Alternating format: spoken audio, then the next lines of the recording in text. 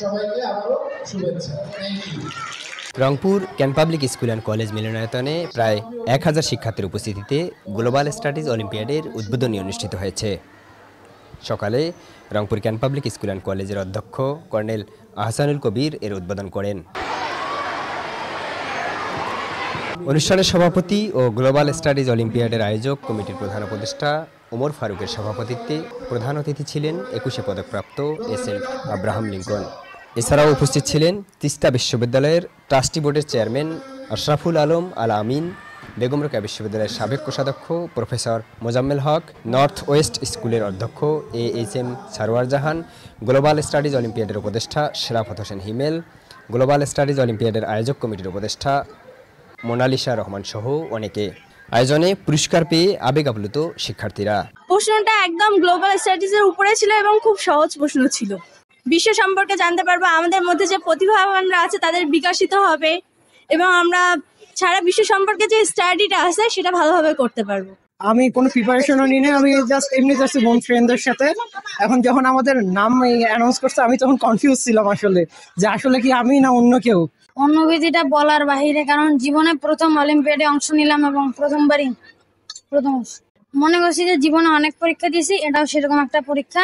হ্যাঁ, আমি চাই ভবিষ্যতে আরো এরকম আয়োজন হোক। পৃথিবীর ইতিহাস সহজে শিক্ষার্থীদের কাছে উপস্থাপন করতে এমন আয়োজন বলে দাবি আয়োজকদের। কারণ আমরা যে পৃথিবীতে বসবাস করি, আমরা যদি তার সম্পর্কে না জানি, এখানে বসবাস করে আমাদের সার্থকতা হচ্ছে না। সেজন্য আমাদের মূল লক্ষ্য স্টুডেন্টকে এই বিশ্ব সম্পর্কে জানানো।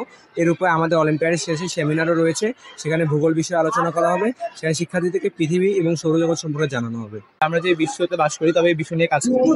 এই বিশ্ব নিয়ে কাজ করার জন্য আমাদের এই ক্ষুদ্র প্রয়াস global studies olympiad. Global studies olympiad রংপুরকে কেন্দ্র করে প্রথমবারের মতো ক্যান পাবলিক স্কুল অ্যান্ড কলেজ হচ্ছে। এখানে রংপুর জেলার মোটামুটি 10 থেকে বেশি ধরা যায় 1000-এর মতো স্টুডেন্ট অ্যাটেন্ড করছে। আয়োজনে আগামী দিনের বাংলাদেশ সম্পর্কে শিশুরা জানবে বলেও জানান আয়োজকরা।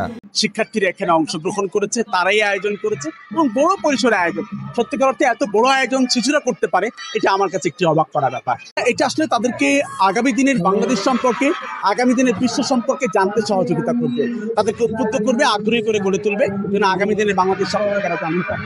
শিক্ষার্থীরা আগামীতে ভালো কাজ করতে পারলে রংপুর শ্রেষ্ঠ বিভাগ হবে বলে দাবি করেন বক্তারা।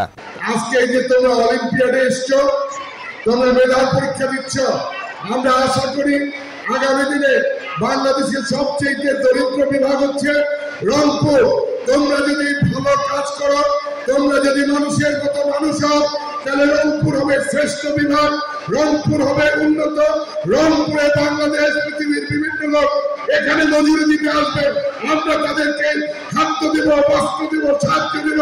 রংপুর যদি দাঁড়ায় এবং রংপুর দাঁড়ানোর জন্য তোমাদেরকে সামনে যেতে হবে, তোমরাই আগামী দিনের ভবিষ্যৎ। এমন আয়োজন নিয়মিত হলে শিক্ষার্থীরা দেশ ও বিশ্ব সম্পর্কে ছোট থেকেই জানবে বলে জানান শিক্ষার্থী ও অভিভাবকরা।